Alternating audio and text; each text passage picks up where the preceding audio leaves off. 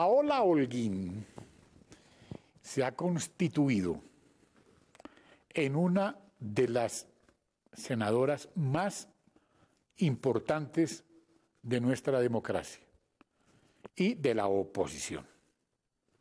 En un país machista, sobresale por sus virtudes, su inteligencia y su belleza. Para nadie es un secreto. Qué orgullo y qué satisfacción. Porque además todo lo que dice es cierto. No lo dice con cálculo.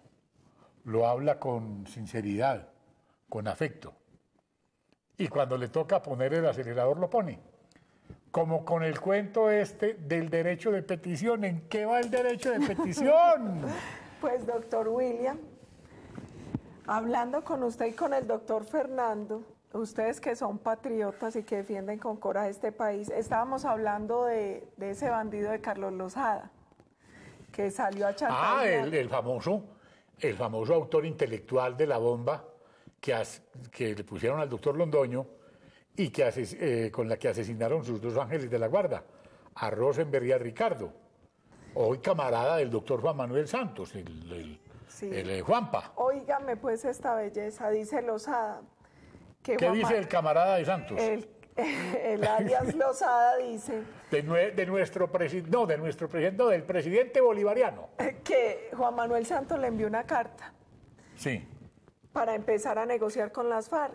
Y que en esa carta decía que después de ver la plataforma bolivariana, él tenía coincidencias y que veía que ahí nada se tendría que excluir de una negociación.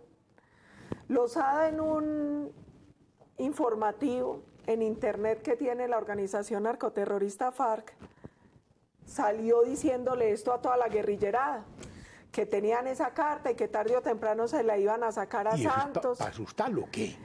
Pues yo no sé si es para asustarlo, pero entonces vea, doctor William, yo le mandé este derechito de petición. Dice, doctor Juan Manuel Santos Calderón, presidente de la República. Presidente bolivariano. Respetado presidente. Entonces yo le digo que haciendo uso del artículo 23 de la Constitución como ciudadana colombiana, pero también de acuerdo a la ley 1437 y a la ley quinta le hago un derecho de petición. Como parlamentaria él tiene 5 días hábiles para responderme. Uy, 5 días. ¿Y eso qué fecha tiene? Tiene fecha del 27 de mayo. Ah, pero qué bueno. Entonces, ¿qué le pido? Que me dé una carta que según el terrorista Luis Antonio Lozada Gallo, alias Carlos Lozada, le envió a las FARC donde decía que allí en la plataforma bolivariana no había nada que no se pudiera negociar. ¿Sabe qué le preocupa a uno, doctor William? Nosotros hemos dicho mucho que este proceso, este falso proceso de paz, además de ser una claudicación ante los terroristas, es el camino al castrochavismo. ¡Estamos en eso! Pero óigame esto, la gente dice, qué exageración, esos uribistas, esa gente del Centro Democrático. Cuando yo me puse a reestudiar la plataforma bolivariana, esta plataforma es un documento público de la 9ª conferencia de las FARC en noviembre del 2008. ¿Qué dice en este documentico? Lo que dice es que las FARC quiere armar un nuevo gobierno hacia el socialismo. Y lo más doloroso es que cada uno de los puntos de esta plataforma, uno se da cuenta que es lo que está en los preacuerdos y en las cositas que el inquilino de la Casa de Nariño le está ofreciendo a las FARC. Doctrina militar y de defensa nacional bolivariana. Reducción de las fuerzas militares, pasar a la policía para el Ministerio del Interior. ¿Pero qué? ¿Policía política ya? Oiga pues, doctor, y acuérdese que de esto ha hablado mucho el general Naranjo. Hablan también de cómo se va a tener que resarcir los daños a las víctimas del terrorismo de Estado. Y ahí los colombianos tenemos que recordar que las FARC no se ha querido reconocer como victimaria. Ellos dicen que son víctimas y que el gran victimario en Colombia es el Estado. Y eso está aquí en esta plataforma. A los medios que les ha gustado tanto estar del lado de Santos por la pauta, que se lean esta plataforma, porque el 5.º punto dice que habrá libertad de prensa, pero también que se van a democratizar los medios masivos. Sí. Y en la participación política, en el punto del preacuerdo, ellos hablan de la necesidad que tienen de que se les entreguen unas emisoras y unos espacios en televisión, porque es que la prensa nos dice exagerados, pero es que parece que no se han leído los preacuerdos. Que no los leen. No leen y después No se dicen lee que ni el la problema mano. somos nosotros. Otro problema que vemos nosotros cuando analizamos esto es lo que se dice de la renegociación de contratos con compañías multinacionales.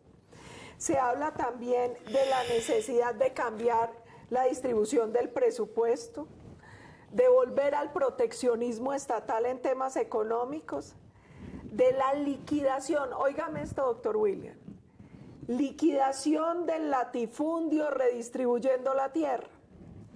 ¿Qué preocupación tiene uno? Cuando nosotros vimos el preacuerdo sobre el tema agrario, primera preocupación, uno no tiene por qué negociar la política agraria en Colombia con una organización que lo único que ha sembrado es minas antipersonal, desplazado, asesinado a nuestros campesinos y empresarios del campo. Pero usted lo ha dicho muchas veces, doctor William, en su programa, la llamada ley de tierras, que usted llama ley de guerras. Ley con de todo guerras. el acierto, trae un tema de inestabilidad jurídica, que ahora viene acompañado con una cosa. En los preacuerdos se habla de la necesaria función social de la tierra, de la propiedad.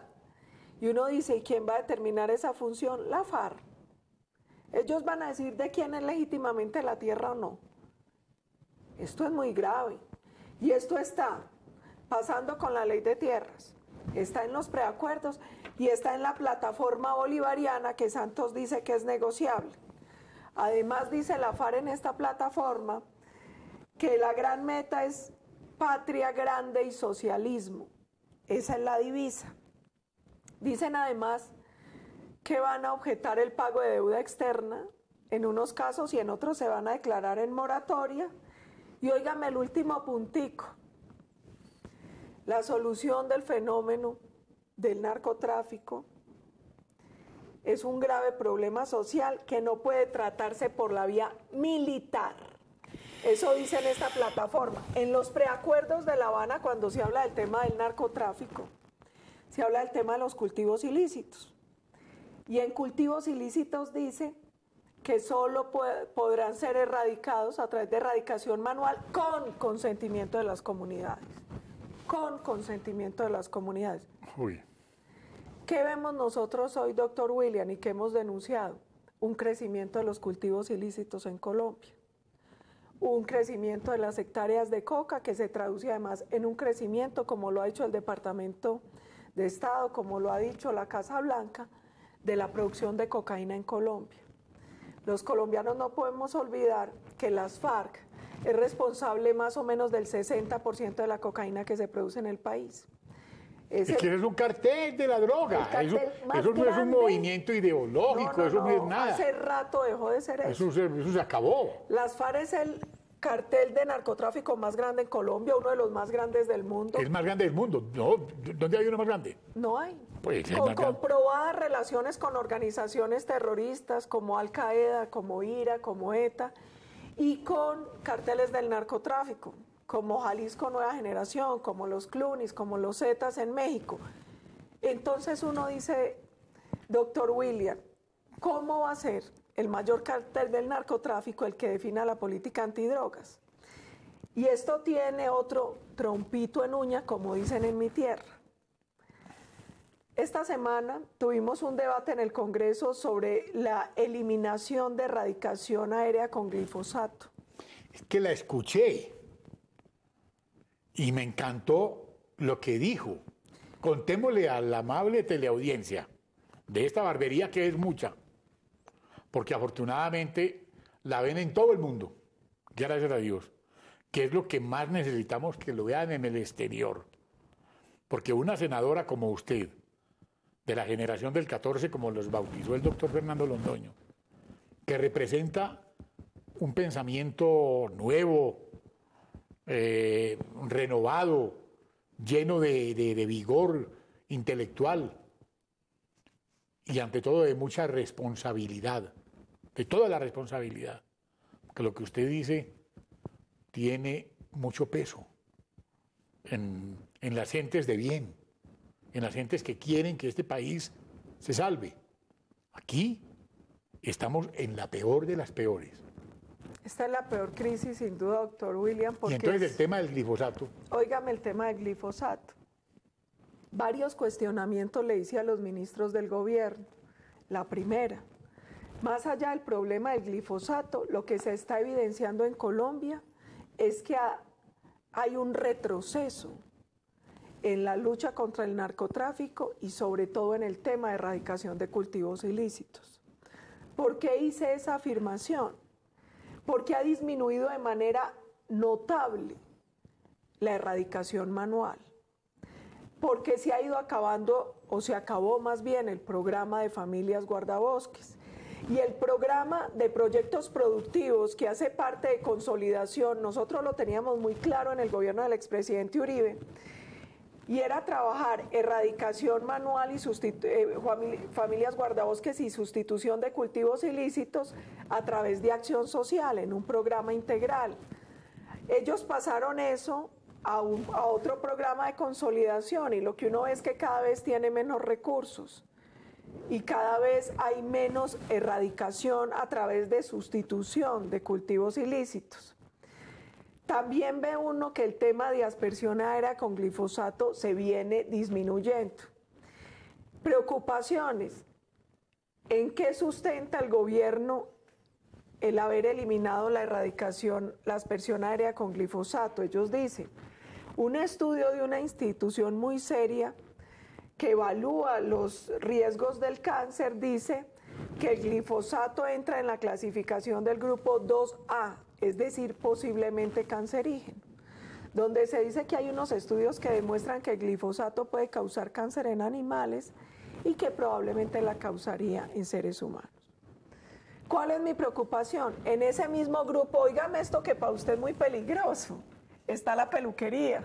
¿Tiene el mismo riesgo el glifosato que la peluquería o que realizar trabajos que alteren las etapas de sueño? Entonces yo le decía a los congresistas, hombre, estamos muy expuestos porque los parlamentarios madrugamos y trasnochamos mucho en esta labor que es de Claro. todos los días. Probablemente estemos muy expuestos al cáncer. Les decía además, en Colombia la entidad técnica para estos estudios es el Instituto Nacional de Salud.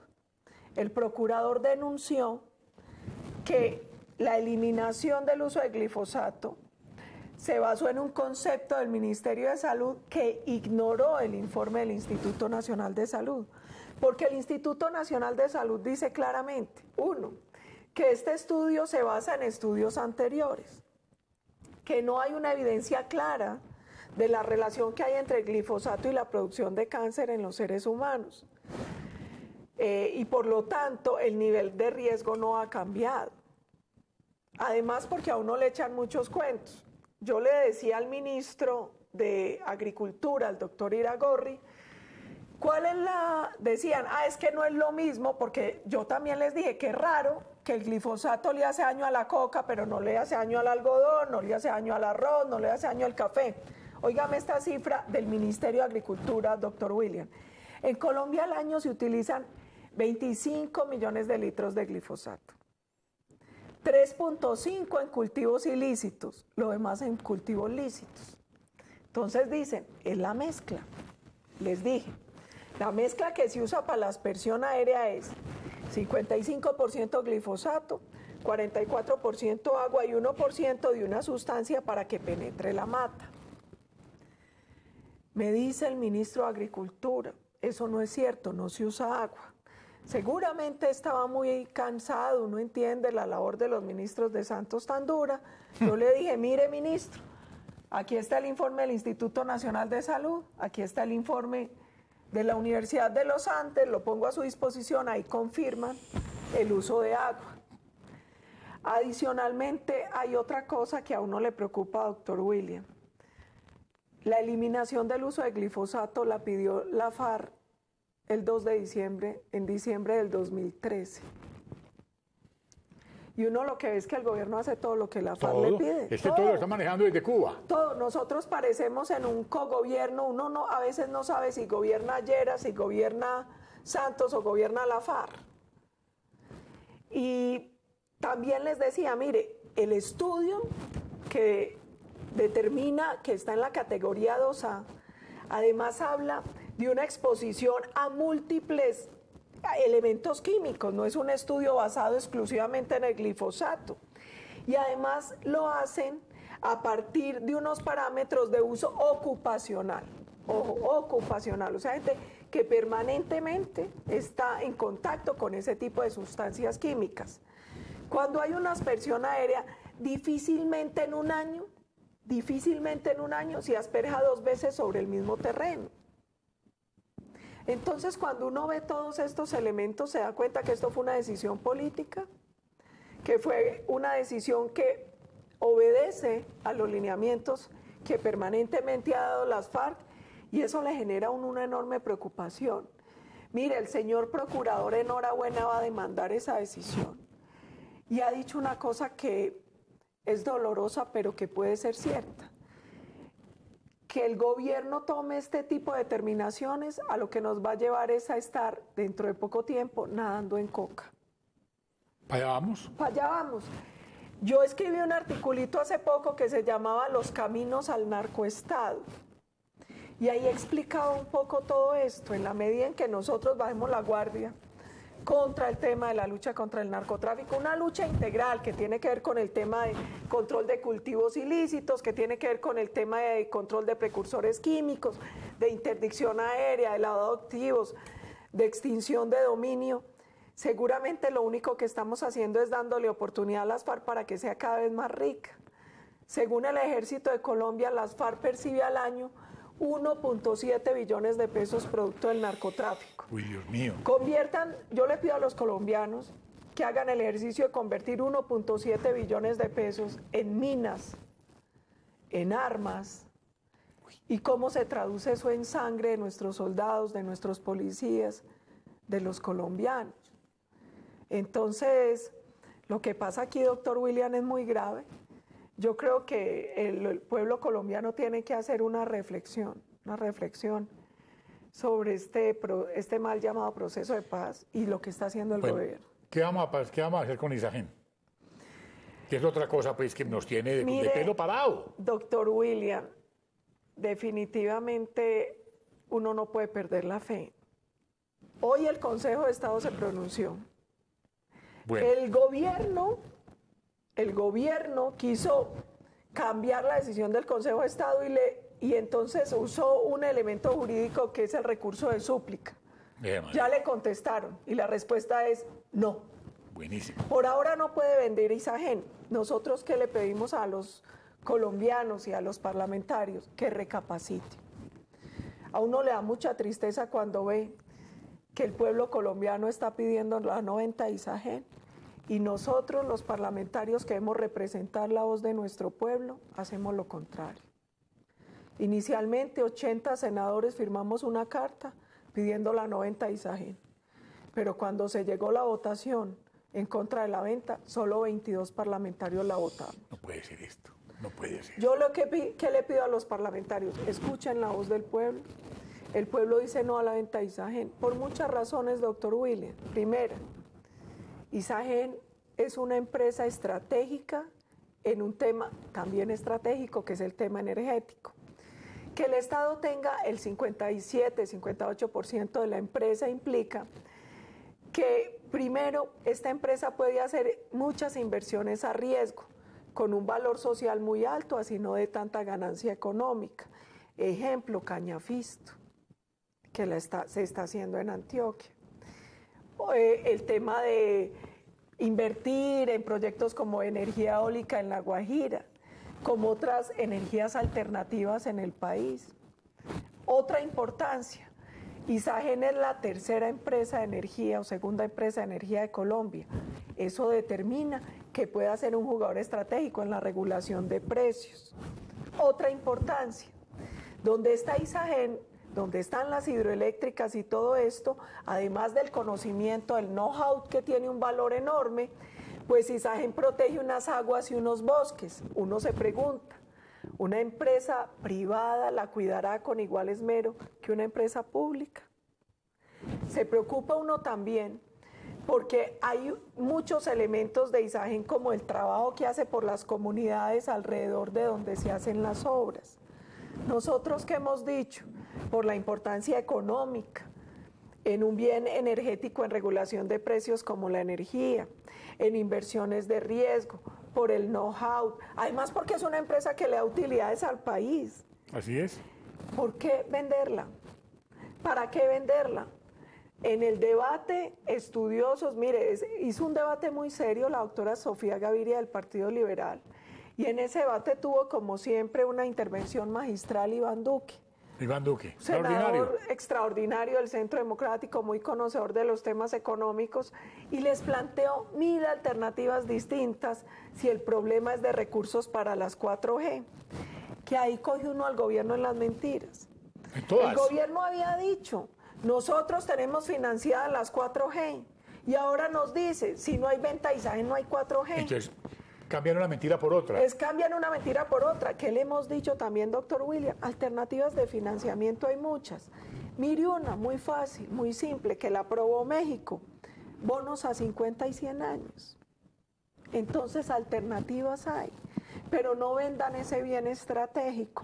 No vendan una empresa que es rentable. O véndasela a las empresas públicas de Medellín. En último caso haga eso, en último caso haga eso. A las empresas públicas de Medellín y punto. Pero a uno sí le preocupa este gobierno, y además si uno dijera, doctor William, es que este es un gobierno austero, que hace inversiones estratégicas. Nada. Hombre, pero un gobierno que malgasta, que derrocha en mermelada, comprando, ahí tenemos pendiente el debatico de la casa en Washington.